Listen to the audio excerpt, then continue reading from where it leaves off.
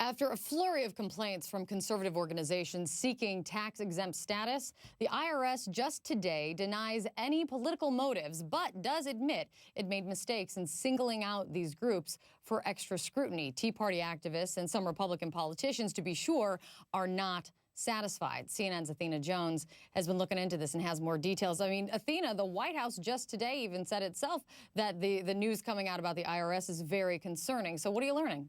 It is. Hi, Kate. You know, the American Civil Liberties Union is saying that even the appearance of playing partisan politics with the tax code is about as constitutionally troubling as it gets. And that is what the IRS is being accused of doing.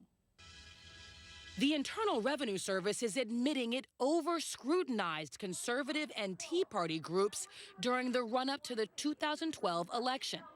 Groups like the Tea Party Patriots, the nation's largest Tea Party organization, who say they faced big delays and mountains of paperwork after applying for tax-exempt status in 2009. They came back wanting every single Facebook post, every comment on Facebook. We have 1 million fans now on Facebook going through and finding comments in every single post on Facebook.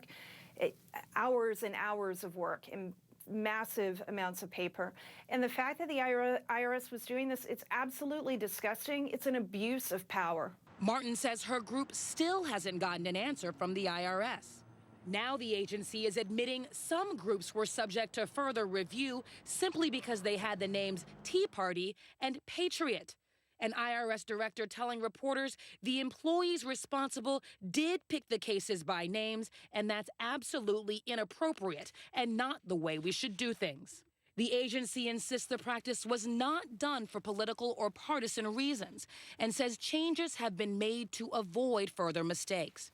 That's not good enough for Martin or for Republicans in Congress who want an investigation. Let's face it, this is as Nixonian as you can get. In all honesty, they not only have to clean it up, they've got to do a lot more. We got to know who did this, we got to know why it was done, we got to know when it was done, how many times it was done. We've got to have answers to these questions.